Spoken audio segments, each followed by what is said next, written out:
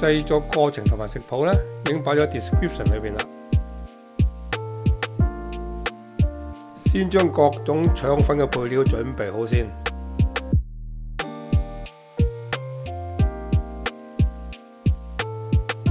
我將牛肉切薄片，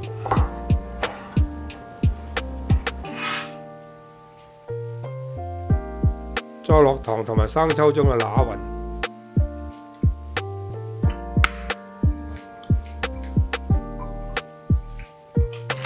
再落胡椒粉、麻油同埋生油將佢撈一撈。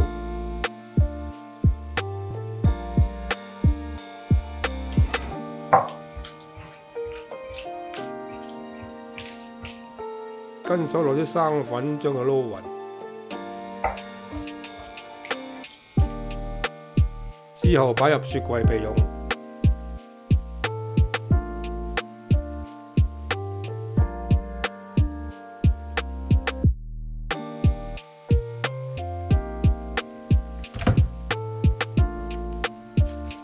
將啲生粉同埋鹽撈落啲蝦度，醃佢10分鐘。呢個作用呢，就可以將啲蝦嘅腥味劈走。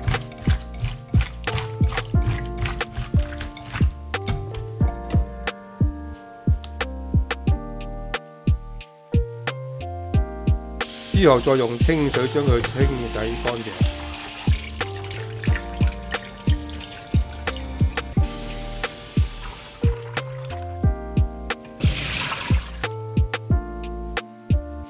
再將佢甩乾。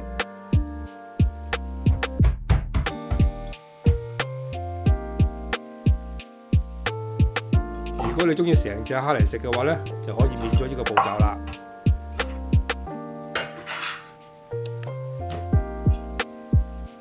撈入啲調味料，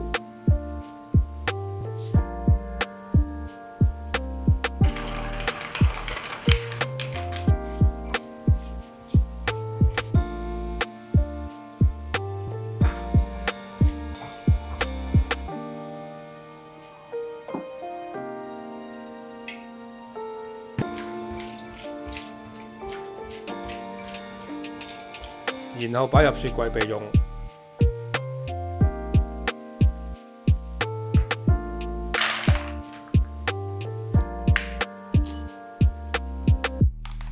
先將啲蝦米浸腍，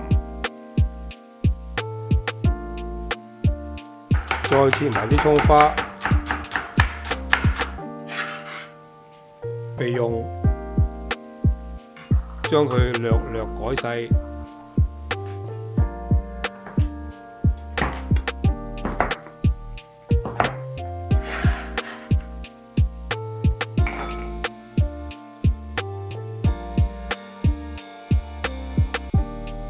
腸粉嘅靈魂就係甜豉油啦。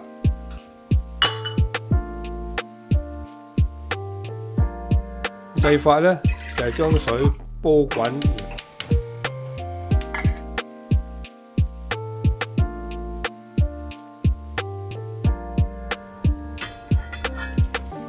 又將糖倒落去攪勻，之後呢，就加啲生抽同埋老抽落去，將佢煮滾，就係咁簡單。甜醬嘅做法呢，用咗部分頭先嘅甜豉油，加1/3水嘅比例，再加糖將佢煮滾，甜到你自己鍾意啦。之後就用粟粉打個薄芡，攤凍備用。而家做腸粉嘅主角就係粉漿，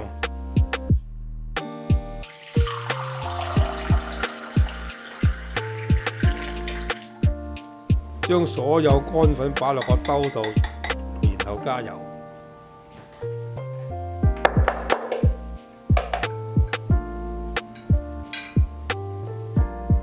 再加1/3水，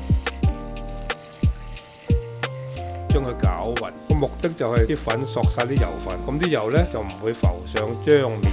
攪勻後，加埋其餘嘅水落去，就完成啦。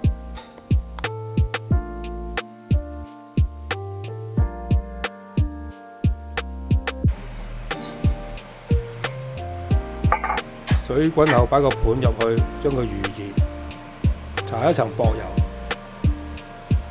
倒粉漿前每一次都要記住攪勻，因為啲漿喺個兜裏邊好容易沉底。倒啲漿落個烹嗰度，然後蒸佢1分鐘。之後打開個蓋，睇下腸粉漿有冇起泡。如果有嘅話呢，就即係熟咗啦；如果冇嘅話呢，就蒸多1分鐘啦。捲嗰陣時睇熱喎。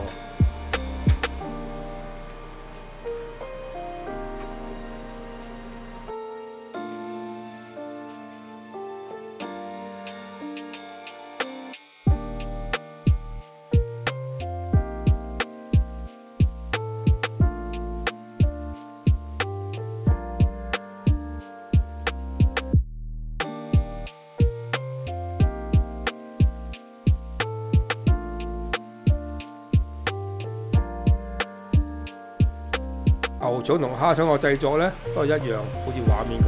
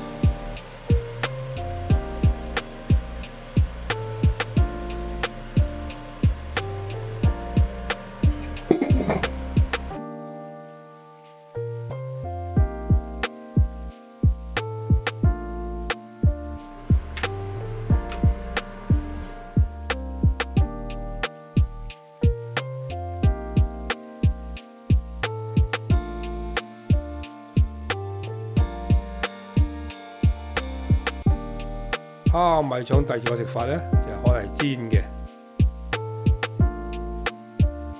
隔夜嘅蝦米腸嚟煎，效果更好。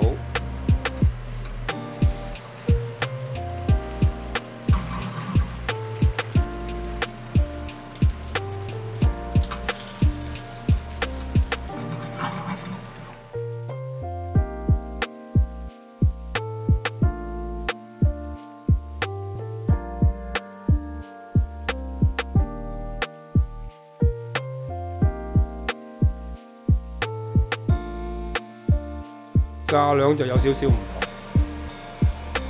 過程就係先蒸熟嘅粉漿，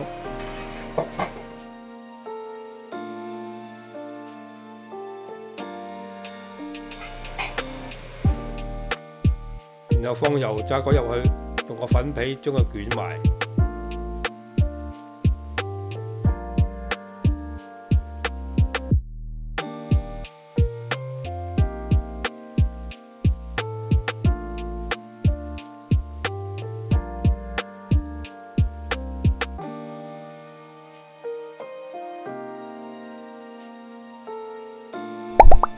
多謝收睇，請 subscribe。